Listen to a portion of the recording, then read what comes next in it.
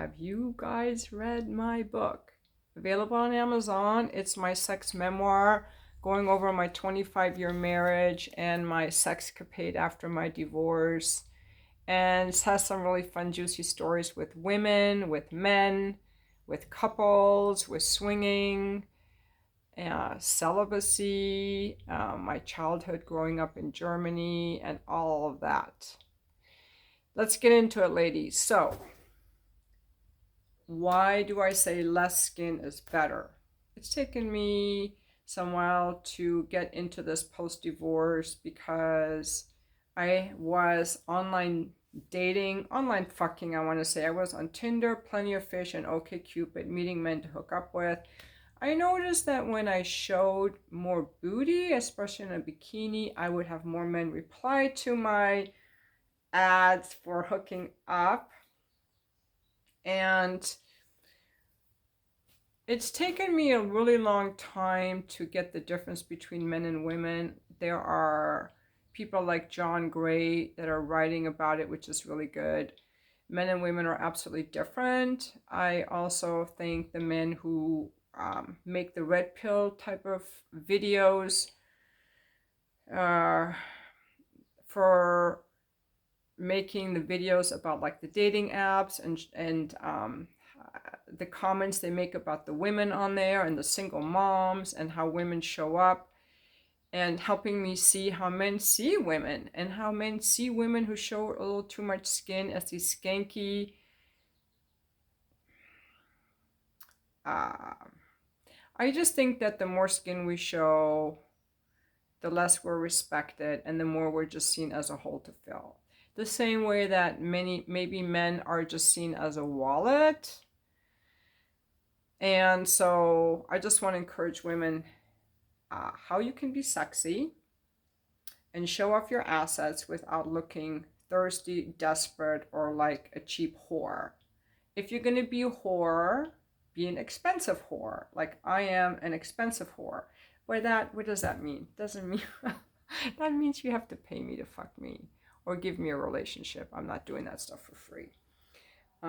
But if I were to go around with a bunch of cleavage and my, those young women, they still haven't figured it out. They still want to show their bodies.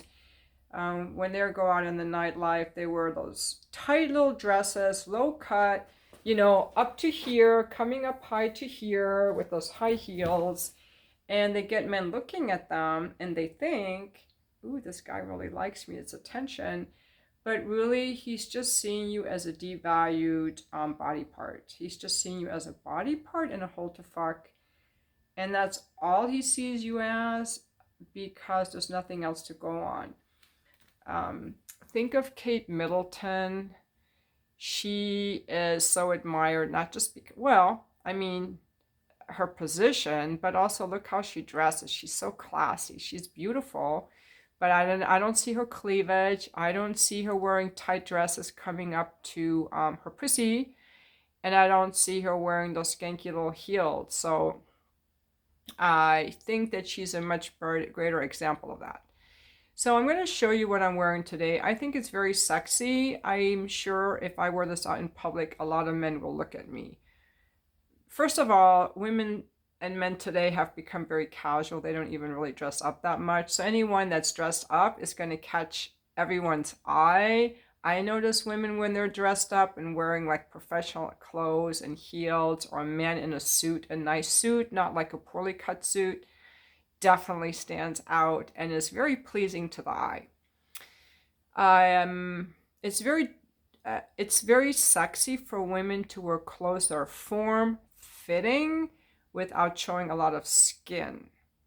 Not too tight, but form-fitting. And form-fitting clothes are really difficult to find. I've struggled the last 10 years to find clothes that are form-fitting. I think it's because so many women have gained weight and our society is really big. I finally found, this is a cashmere sweater I bought from Theory, Theory, Theory, and they also have an outlet store in Carlsbad and an online outlet store. So this cashmere sweater, which is usually about $250, $285, I bought a lot of these for around $70 in different colors. Some have a turtleneck, and I love Theory brand. I have a lot of their clothes, very classy, long-lasting, and timeless, and fitted. I learned this from my mom growing up. She always had a beautiful figure. She's slim like me, a little slimmer with a nice waist, and she always wore these beautiful dresses. She would change before my dad came home from work, and my dad always wore a suit to work, so I kind of like that. So I'll just show you what I'm wearing. I think it's very sexy without showing too much skin. So let me just back up a little bit. So I'm wearing this sweater. You know, it's fitted around the waist. This skirt, it's longer, it's flowing, it doesn't show too much leg. I suppose I could have a skirt that goes halfway up. I mean, I could still wear that length, but I don't want to. I don't want to show all this leg to just random guys. So I wear it like this, and that's the whole point. The whole point is just because you have it doesn't mean that you have to show it. There is an additional element of class and value is I'm not going to show you everything. You have to earn the right to see it. Okay? Okay, so that's an important inner value component. Let me continue. So with my shoes, I'm wearing these boots. Now these boots have a little bit more of a heel. And so, I don't know if I can show you guys. So these boots are really nice because they're, you know, so what I'm wearing is elegant, it's dressy, it's form-fitting, but it's also flowing, and the heels are really nice, and they're not too high to walk in. At the same time, I'm just winging it. I don't have a cameraman. At the same time, I do have a nice booty, a super nice booty, but I don't have to show it off. It can just be like, see how this? And I'm pretty small chested. I'm a C cup. But the point with the booty is that men really notice that stuff. You do not have to wear things that are super tight for them to notice your booty. It can just be like what I showed you. And you don't necessarily have to show it. Not every man deserves to know that you have a great tit or great booty or whatever, this or that. Sometimes it can be something for the right man to discover later on. I am redoing my photo shoots for my escort ads in this week. And what I'm going to be doing is doing everything fully clothed and covered and not showing my booty naked. Down are the bikini photos and the garter photos. And it's going to be more wearing these form-fitted dresses, being in different positions where the camera happens to catch me, you know, doing something, because there is more money to be made. A woman is seen more valuable when she is classily dressed. And I want to make more money in my escort business. I'm not even really sure if I want to do coaching for women. There's certain topics that I'm really passionate about. One is men. I may want to just coach men because I really, really want to support men. I don't feel like they have enough support. And two, I also really am very inspired and passionate about the anti-feminists I listen to, like Suzanne Venker. I'm going to Venker, watch her YouTube videos. And the fact that women are not meant to compete with men in the workforce. That is not our feminine energy. That is contrary to feminine energy. I don't think that we have enough people speaking out about that. I've been very fortunate that I haven't had to compete with men in the workplace for more than a few years of my life, and it definitely was not for me. I listened to one of her podcasts today. She had a guest on, let me see, what was his name again? Oh, it's Andre Paredes, and he's talking about, he's also a fan of John Gray, and he talks about how the masculine energy is more the mind, and the feminine energy is more the heart, and how a man thrives by being challenged and by competing. But those are the same things that really deplete a woman, but how a woman will keep going and going and going till she's completely run ragged and get resentful. Whereas when a man gets tired, he naturally just relaxes to recharge his testosterone.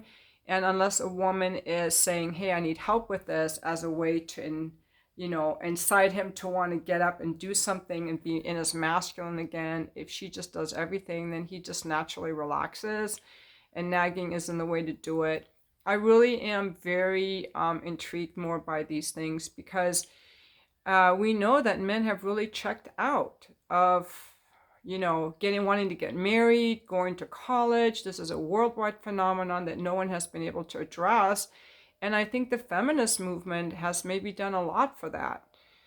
At the same time, when I listen to these red pill guys talking about why they should never get married, women take the children, they take half the money, and, why get married anyway?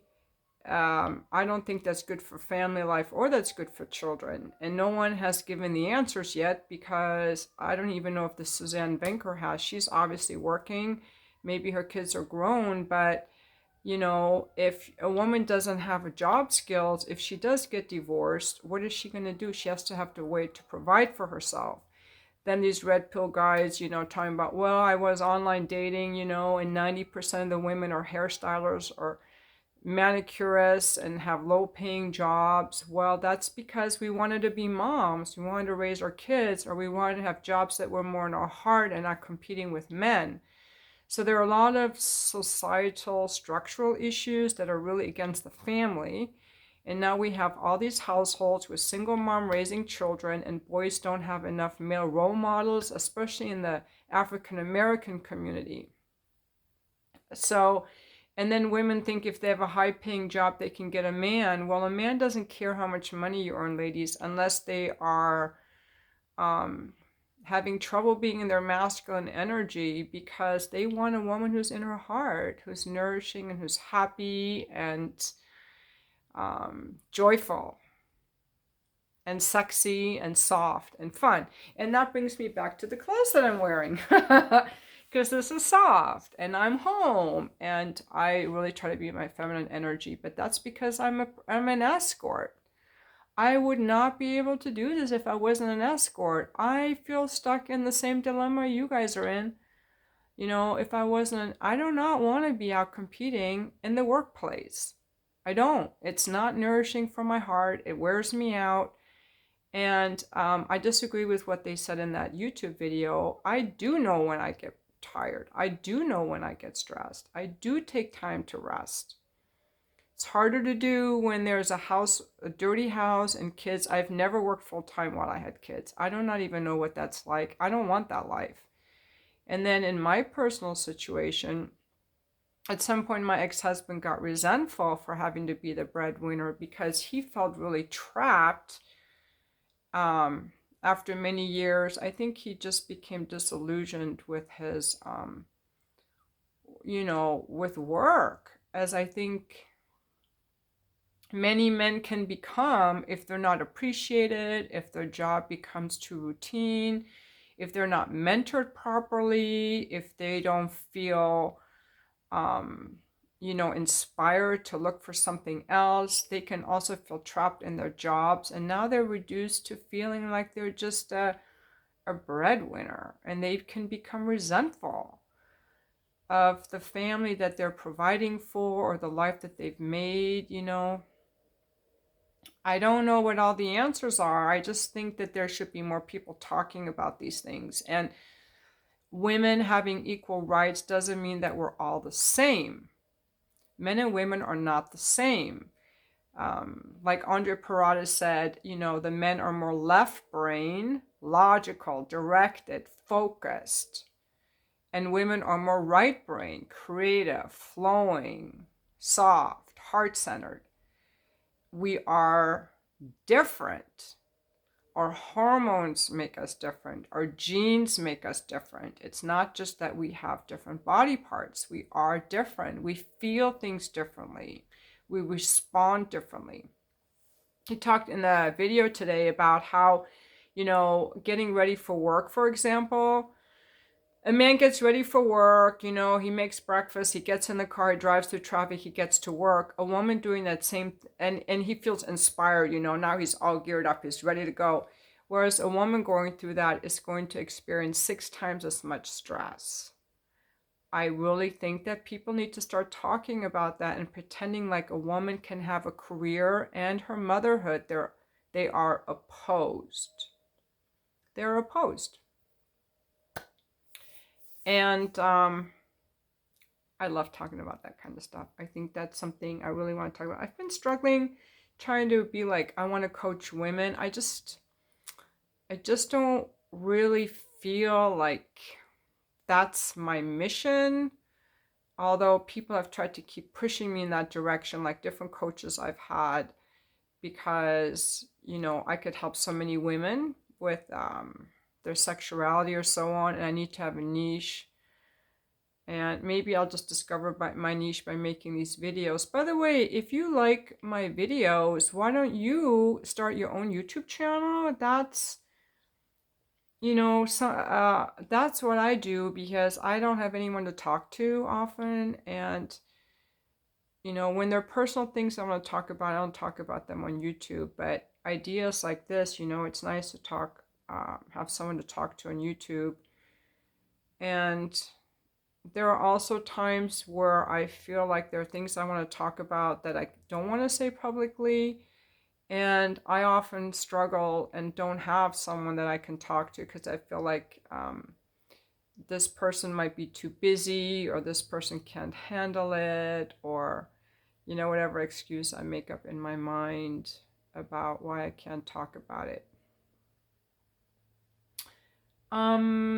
Anyway, so I hope I've given you some ideas to think about in regard to dress. Just remember that what is sexy is usually something really form-fitting that doesn't show a lot of skin. Think Kate Middleton. Think Jackie Onassis. And I bet that any escort dressing like Kate Middleton is going to be able to charge a lot more money than the escort who's wearing the little thong. Because the woman who's wearing more is signaling that she has more to offer than her skin. And to the men who are willing to pay more money, they don't always want to see everything out in the open. They want to be surprised. And they want to feel special, like I'm the one that got to see her, or they are. For a lot of men, I've heard them say, I like to wonder what's underneath. I don't want to see it all. I kind of like the mystery of wondering. I think some men feel more special, that they got access to see what other men couldn't see. I just have known there's something about men that makes them be willing to pay more if a woman has more clothes on. And then also for men who are looking for a relationship, I think they're more interested in a woman that doesn't show all guys everything, because they want to feel like a woman has a sense of self and isn't thirsty looking for attention. Because all those women on Instagram showing everything are thirsty for male attention. And if they're thirsty for male attention, will they ever be able to have those qualities needed to be in a relationship and feel content with the attention of one man? That's what a man is probably thinking.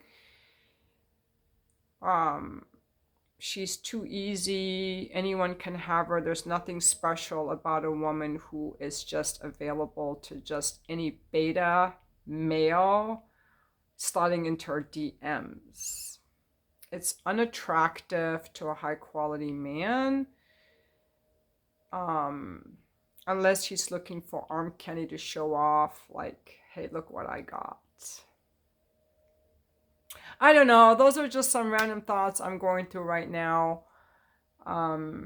So leave your comments below. Thank you so much for watching my video, and I hope you guys are having a great day.